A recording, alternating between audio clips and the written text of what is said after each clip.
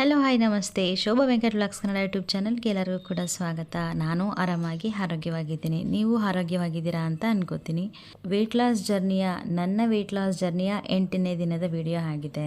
So ಇನ್ನು ತಡ ಮಾಡೋದು ಬೇಡ. ನನ್ನ ವೆಯ್ಟ್ ಲಾಸ್ ಜರ್ನಿಯ 8ನೇ ದಿನದಲ್ಲಿ ಏನೆಲ್ಲ ಲಘು ಆಹಾರಗಳನ್ನ ತೊಗೊಂಡಿದ್ದೀನಿ ವೆಯ್ಟ್ ಲಾಸ್ಗೆ ಅಂತ ತೋರಿಸ್ತೀನಿ. ಮತ್ತು ಹಾಗೆ ಸೀಡ್ಸ್, ಹೆಲ್ದಿ ಸೀಡ್ಸ್ ಬಗ್ಗೆ ಹಾಕಿದ್ದೆ. ತುಂಬ ಜನ ಕೇಳಿದ್ರಿ ಅದನ್ನು ತಿನ್ನೋದ್ರಿಂದ ಏನು ಪ್ರಯೋಜನ ಆಗುತ್ತೆ, ನೀವು ಎಷ್ಟು ತಗೋತೀರಾ, ಏನೆಲ್ಲ ಸೀಡ್ಸ್ಗಳನ್ನ ಮಿಕ್ಸ್ ಮಾಡಿದ್ದೀರಾ ಅಂತ. ಸೊ ಇದೇ ವಿಡಿಯೋದಲ್ಲಿ ಆ ಸೀಡ್ಸ್ ಬಗ್ಗೆನೂ ಕೂಡ ಹಾಕಿದ್ದೀನಿ. ತುಂಬ ಹೆಲ್ತ್ ಬೆನಿಫಿಟ್ ಇದೆ. ಹಾಗೆ ಅದ್ರ ಜೊತೆ ನಾನು ತೊಗೊಳ್ಳುವಂಥ ಗ್ರೀನ್ ಕಲರ್ ಪೌಡರ್ ಏನಿದೆ ಅದರಲ್ಲಿ ಅಂತ ಕೇಳಿದ್ರಿ, ಅದ್ರ ಬಗ್ಗೆನೂ ಆನ್ಸರ್ ಮಾಡ್ತೀನಿ.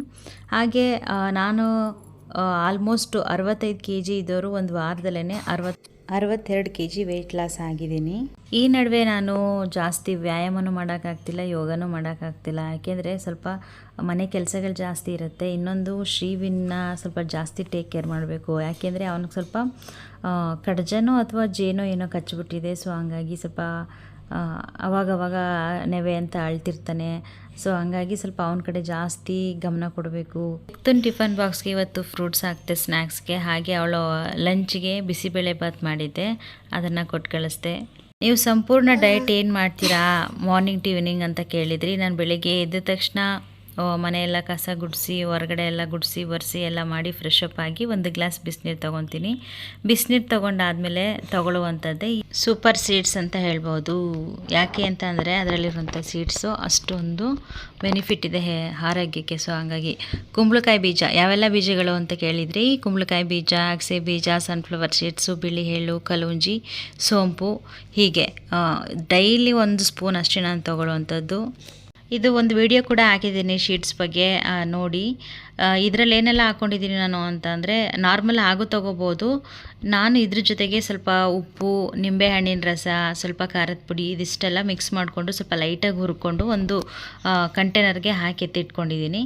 ಇದರಲ್ಲಿ ನಿಜವಾಗ್ಲೂ ಹೆಲ್ದಿ ಫ್ಯಾಟ್ ಇದೆ ಅಂತಲೇ ಹೇಳ್ಬೋದು. ಇದು ನಮ್ಮ ಹೃದಯಕ್ಕೆ, ಮೆದುಳಿಗೆ, ಆರೋಗ್ಯಕ್ಕೆ ತುಂಬಾ ಹೆಲ್ಪ್ ಮಾಡುತ್ತೆ. ಪ್ರೋಟೀನ್ ಮತ್ತು ಫೈಬರ್ ಇರುವಂಥ ಕಾರಣ ಹೊಟ್ಟೆ ತುಂಬಿದಂತಹ ಅನುಭವ ಆಗುತ್ತೆ. ವೆಯ್ಟ್ ಲಾಸ್ ಮಾಡೋರಿಗೆಲ್ಲ ತುಂಬಾ ಹೆಲ್ಪ್ ಆಗುತ್ತೆ ಅಂತ ಹೇಳ್ಬೋದು. ಇನ್ನು ಜೀರ್ಣಕ್ರಿಯೆ ಸುಧಾರಿಸುತ್ತೆ, ಮೋಷನ್ ಎಲ್ಲ ಕರೆಕ್ಟಾಗಿ ಆಗಲ್ಲ ಅನ್ನೋರಿಗೆ ಹೆಲ್ಪ್ ಆಗುತ್ತೆ. ಅದರ ತಕ್ಕಂಗೆ ಜಾಸ್ತಿ ನೀರನ್ನ ಕುಡಿಬೇಕು. ಈ ಸೂಪರ್ ಸೀಡ್ಸ್ಗಳಲ್ಲಿ magnesium, zinc, selenium, vitamin E ಮುಂತಾದಂಥ ಪೋಷಕಾಂಶಗಳು ನಮ್ಮ ದೇಹಕ್ಕೆ ಸಿಗುತ್ತೆ. ಇನ್ನು ರೋಗ ನಿರೋಧಕ ಶಕ್ತಿಯನ್ನು ಬೆಂಬಲಿಸುತ್ತೆ ಅಂತಲೇ ಹೇಳ್ಬೋದು. ಕೂದಲಿಗೆ ಮೇನ್ ಜಿಂಕ್ ಮತ್ತು ವಿಟಮಿನ್ ಇ, ಒಮೆಗಾ 3 ಕೊಬ್ಬಿನ ಆಮ್ಲ ಇದರಲ್ಲಿ ಇರೋದರಿಂದ ನಮ್ಮ ಕೂದಲು ಬೆಳೆಯೋದಕ್ಕೆ ಸಹಾಯ ಆಗುತ್ತೆ. ಆರೋಗ್ಯಕರವಾಗಿರುವಂಥ ಕೂದಲಿರ್ಬೋದು. ಇನ್ನು ಚರ್ಮ, ನಂದು ಡ್ರೈ ಸ್ಕಿನ್ನು ಮತ್ತು ಡ್ರೈ ಹೇರು. ಸೊ ಹಾಗಾಗಿ ತುಂಬ ಬೆನಿಫಿಟ್ ಸಿಗುತ್ತೆ. ಈ ಥರ ಒಣ ಕೂದಲು ಮತ್ತು ಕಟ್ಟಾಗ್ತಾ ಇರೋದು, ಸ್ಪ್ಲಿಟ್ ಆಗ್ತಾ ಇರುತ್ತೆ ಅಂತ ಹೇಳ್ತಾರಲ್ಲ, ಈ ಥರದಕ್ಕೆಲ್ಲ ಇದು ಕಮ್ಮಿ ಮಾಡುತ್ತೆ. ಈ ಥರ ಸೀಡ್ಸ್ಗಳನ್ನ ತಗೊಳ್ಳೋದ್ರಿಂದ ಹೆಲ್ಪ್ ಆಗುತ್ತೆ. ಹಾಗಾಗಿ ನಾನು ಕೂಡ ತಗೋತಾ ಇದ್ದೀನಿ. ಇನ್ನು ಚರ್ಮಕ್ಕೆ ಹೇಳಲೇಬೇಕು ಅಂತ ಅಂದರೆ ವಿಟಮಿನ್ ಇ ಇರೋದ್ರಿಂದ ಇದರಿಂದ ಉತ್ತಮವಾಗಿರುವಂಥ ಕೊಬ್ಬು ಅಂದರೆ ಗುಡ್ ಫ್ಯಾಟ್ ಇದೆ. ಸೊ ಹಂಗಾಗಿ ಚರ್ಮ ಯಾವಾಗಲೂ ತೇವಾಂಶವಾಗಿರುತ್ತೆ. ಸ್ಕಿನ್ಗೂ ಅಷ್ಟೇ ಆ್ಯಂಟಿ ಆಕ್ಸಿಡೆಂಟ್ಸ್ಗಳಿರೋದ್ರಿಂದ ಚರ್ಮದ ಆರೋಗ್ಯಕ್ಕೆ ಬೆಂಬಲ ಕೊಡುತ್ತೆ ಅಂತಲೇ ಹೇಳ್ಬೋದು. ಇನ್ನು ವೆಯ್ಟ್ ಲಾಸ್ ಮಾಡ್ತಿದ್ದೀವಲ್ವಾ, ಸೊ ಫೈಬರ್ ಇರುತ್ತೆ, ಪ್ರೋಟೀನ್ ಇರುತ್ತೆ, ಹಸಿವನ್ನು ಕಂಟ್ರೋಲ್ ಮಾಡುತ್ತೆ.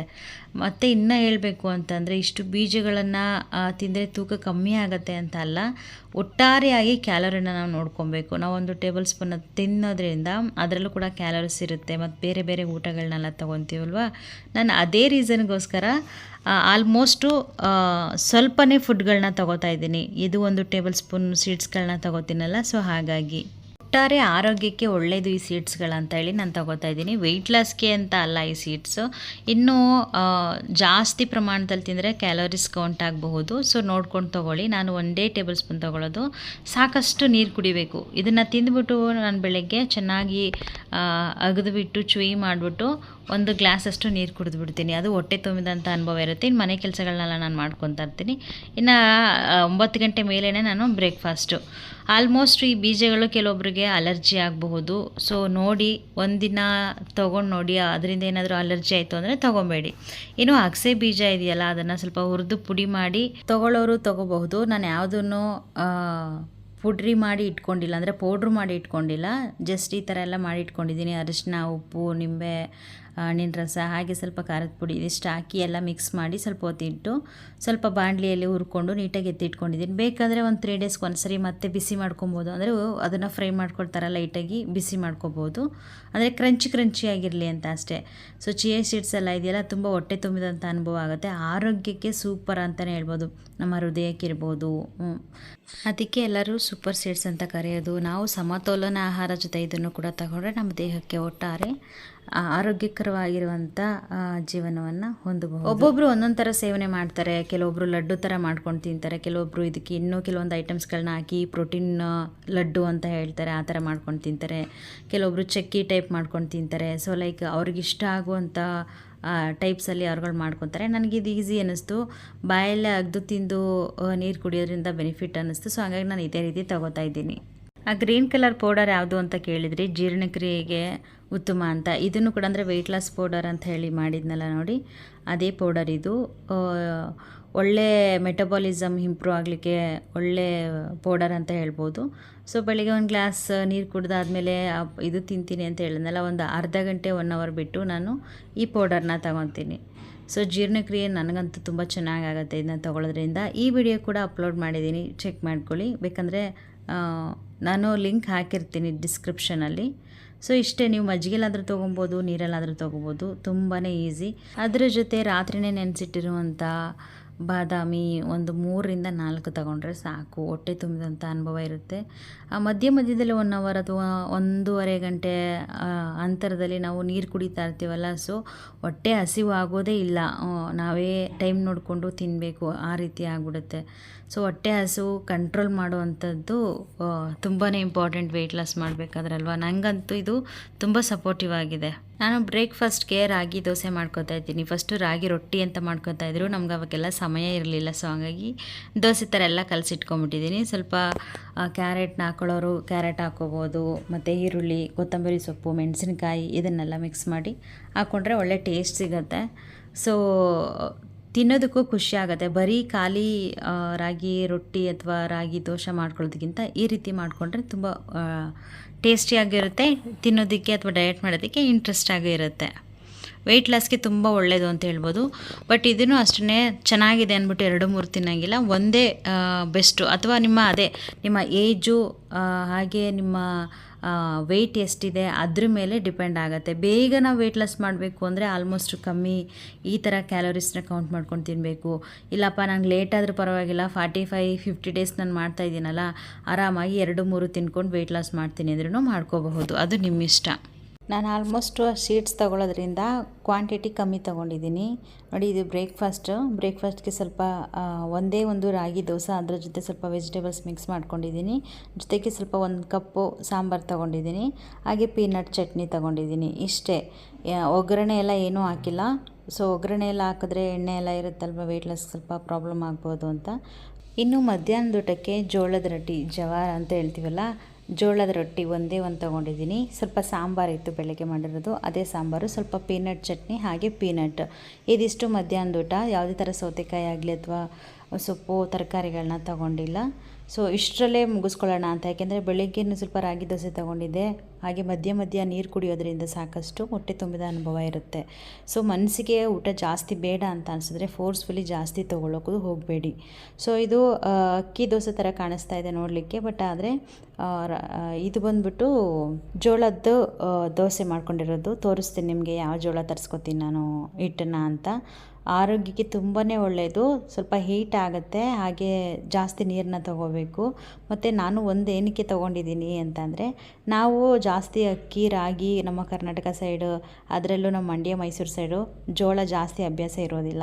ಸೊ ಹೊಟ್ಟೆ ನೋವು ಬರೋ ಫೀಲ್ ಇರ್ಬೋದು, ಅಥವಾ ಜಾಸ್ತಿ ಸ್ವಲ್ಪ ಹೀಟ್ ಆಗ್ಬೋದು ಅಂತ ನಾನು ಒಂದೊಂದೇ ಟ್ರೈ ಮಾಡ್ತಿದ್ದೀನಿ.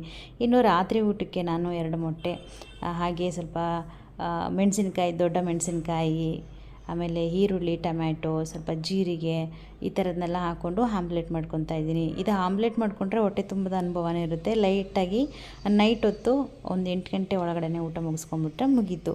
ಇದಿಷ್ಟು ಈ ಥರ ತುಂಬ ಚೆನ್ನಾಗಿರುತ್ತೆ ಮಾಡಿಕೊಂಡ್ರೆ ರಾತ್ರಿ ಟೈಮು. ಯಾಕೆಂದರೆ ಜಾಸ್ತಿ ಮಲ್ಕೊಂಡಿರ್ತೀವಿ ನಾವು, ಎದ್ದು ಓಡಾಡೋದಿಲ್ಲ ಅಥವಾ ಏನು ಕೆಲಸ ಮಾಡಲ್ಲ ರಾತ್ರಿ ಸಮಯದಲ್ಲಿ. ಸೊ ಹಂಗಾಗಿ ಬೇರೆ ತರಕಾರಿಗಳನ್ನು ಸಹ ಹಾಕ್ಕೊಂಡು ಈ ಥರ ಆಮ್ಲೆಟ್ ಮಾಡ್ಕೋಬೋದು. ಹೊಟ್ಟೆ ತುಂಬಿದಂಥ ಅನುಭವ ಇರುತ್ತೆ. ಸೊ ರಾತ್ರಿಗೆ ತುಂಬ ಬೆಸ್ಟು ಡಿನ್ನರ್ ಅಂತಲೇ ಹೇಳ್ಬೋದು. ಇದ್ರ ಜೊತೆಗೆ ಸ್ವಲ್ಪ ಸೌತೆಕಾಯಿ, ಕ್ಯಾರೆಟು, ಸ್ವಲ್ಪ ಲೈಟಾಗಿ ಯಾರಾದರೂ ಮಜ್ಜಿಗೆ ಕುಡಿಯೋರಿದ್ರೆ ಕುಡ್ಕೊಬೋದು. ರಾತ್ರಿ ಹೊತ್ತು ಆದಷ್ಟು ಮೊಸರು ಮಜ್ಜಿಗೆ ಕಮ್ಮಿ ಮಾಡಿದ್ರೆ ಬೆಸ್ಟ್ ಅನಿಸುತ್ತೆ. ಮಧ್ಯಾಹ್ನ ಟೈಮ್ ಒಳ್ಳೆಯದು ತೊಗೊಳ್ಳುವಂಥದ್ದು. ಸ್ವಲ್ಪ ಹೊಟ್ಟೆ ತುಂಬಿದ ಅನುಭವ ಬೇಕು ಅಂತಂದರೆ ಎಕ್ಸ್ಟ್ರಾ ಏನಾದರೂ ಒಂದು ಪೀಸ್ ಚಪಾತಿ, ರೊಟ್ಟಿ ಈ ಥರ ತೊಗೋಬೋದು. ಅವನು ಬೇಡ ಸಾಕು ಇಷ್ಟೇ ಅಂತ ಅಂದ್ಕೊಂಡು ಆಮ್ಲೆಟ್ ಮಾಡ್ಕೋತಾ ಇದ್ದೀನಿ. ಅದರಲ್ಲೇ ಈರುಳ್ಳಿ, ಮೆಣಸಿನ್ಕಾಯಿ, ಟೊಮೆಟೊ ಮತ್ತು ನುಗ್ಗೆ ಸೊಪ್ಪೆಲ್ಲ ಹಾಕ್ಕೊಂಡು ಮಾಡ್ಕೋತಿದ್ದೀನಲ್ಲ, ತುಂಬ ಹೆಲ್ತ್ ಬೆನಿಫಿಟ್ ಇದೆ. ಇಷ್ಟು ಸಾಕು ಅಂತ ಅನ್ನಿಸ್ತು ನೈಟ್ ಡಿನ್ನರ್ಗೆ. ಸೊ ಇದು ನನ್ನ ನೈಟ್ ಡಿನ್ನರ್ ಆಗಿದೆ. ಸೊ ನಿಮ್ಮ ಅನಿಸಿಕೆನ ಕಮೆಂಟ್ ಮೂಲಕ ತಿಳಿಸಿ. ಹೇಗಿದೆ ನನ್ನ new life style, diet life style. ನಮ್ಮ ಮನೆಯಲ್ಲಿ ಸುತ್ತಮುತ್ತ ತರಕಾರಿ ಮತ್ತು ಹಣ್ಣುಗಳು, ಮನೆಯಲ್ಲೇ ಮಾಡುವಂಥ ರಾಗಿ ಹಿಟ್ಟಿರ್ಬೋದು, ಜೋಳದ ಹಿಟ್ಟಿರ್ಬೋದು, ಇದನ್ನೇ ಯೂಸ್ ಮಾಡಿಕೊಂಡು ವೆಯ್ಟ್ ಲಾಸ್ ಮಾಡ್ತಾಯಿದ್ದೀನಿ. ಸೊ ನಿಮ್ಮ ಅನಿಸಿಕೆಯನ್ನು ಕಮೆಂಟ್ ಬಾಕ್ಸಲ್ಲಿ ತಿಳಿಸಿ. ಹಾಗೆ ಆಲ್ಮೋಸ್ಟು ವೆಯ್ಟ್ ಲಾಸ್ ಮಾಡೋದಕ್ಕೆ ಈ ರೀತಿ ರೆಸಿಪಿಗಳು ತುಂಬಾ ಸಪೋರ್ಟ್ ಮಾಡುತ್ತೆ. ಈ ವಿಡಿಯೋ ಇಷ್ಟ ಆದರೆ ಲೈಕ್ ಮಾಡಿ, ಶೇರ್ ಮಾಡಿ, ಕಮೆಂಟ್ ಮೂಲಕ ನಿಮ್ಮ ಅನಿಸಿಕೆ ತಿಳಿಸೋದನ್ನು ಮರಿಬೇಡಿ.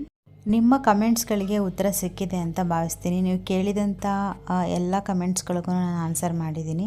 ಮತ್ತೇನಾದ್ರು ಡೌಟ್ ಇತ್ತು ಅಂತಂದರೆ ಕಮೆಂಟ್ ಮಾಡಿ, ಮತ್ತೆ ಉತ್ತರ ಕೊಡ್ತೀನಿ. ಫುಲ್ ವಿಡಿಯೋ ನೋಡಿ, ಹೈಪ್ ಮಾಡಿ, ನಿಮ್ಮ ಫ್ರೆಂಡ್ಸ್ ಫ್ಯಾಮಿಲಿಗೆ ಶೇರ್ ಮಾಡಿ. ಹಾಗೆ ನೆಕ್ಸ್ಟು ವೆಯ್ಟ್ ಲಾಸ್ ಜರ್ನಿ 9ನೇ ದಿನದಲ್ಲಿ ಸಿಗ್ತೀನಿ. ನಾನಿನ್ನು ಹೋಗಿ ಬರ್ತೀನಿ. ಆರೋಗ್ಯವಾಗಿರಿ.